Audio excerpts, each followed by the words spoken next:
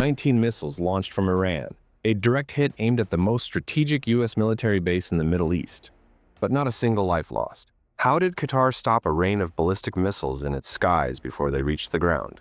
Let's take you inside one of the most advanced air defense networks in the world, and the high-stakes moment it was put to the test. In the early hours of a tense Monday, sirens blared near Doha. Flares lit up the night sky as explosions thundered across the horizon. Al Udeid Air Base, home to nearly 10,000 U.S. and allied personnel, had just become the target of an unprecedented Iranian missile strike. According to U.S. military officials, this marked the first time Iran had ever directly attacked a U.S. base outside of Iraq. The strike came as part of a retaliatory response by Tehran, following Western-led attacks on Iranian nuclear facilities. The situation was volatile, historic, and extremely dangerous.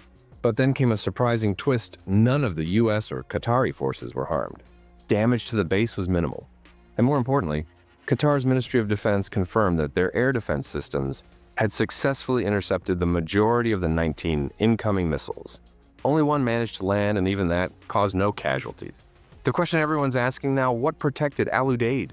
The answer lies in a layered, high-tech defensive shield one that combines American, British, and Norwegian engineering.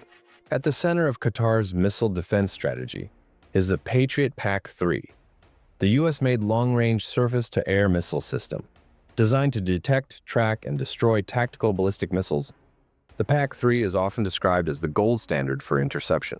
And at Al Udeid, it's not just a system, it's a constant guardian. But no single system acts alone in modern warfare. Supplementing the Patriots is NASAMS-2, a joint U.S.-Norwegian missile system known for its rapid response and network-centric design.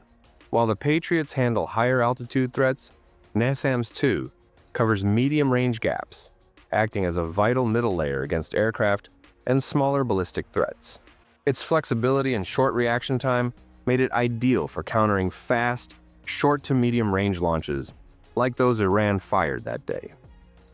And for the lowest altitude threats, Rapier missiles from the United Kingdom form the short-range barrier.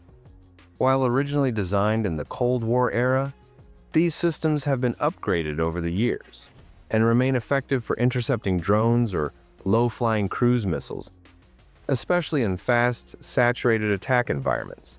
Together, this multi-layered defense ensured a highly coordinated response. U.S. Central Command had already received early warning signals, and key aircraft had been evacuated from Al Udeid in anticipation. American and Qatari operators stood ready. When the Iranian missiles were detected, radar systems lit up, threat data was shared in real time, and interceptors were launched with precision. The result? A near-perfect defensive stand under pressure. Qatar's Ministry of Defense credits this success not only to the technology, but to the vigilance of the armed forces and precautionary measures taken. That vigilance, combined with modern systems, spared the region from what could have been a catastrophic escalation.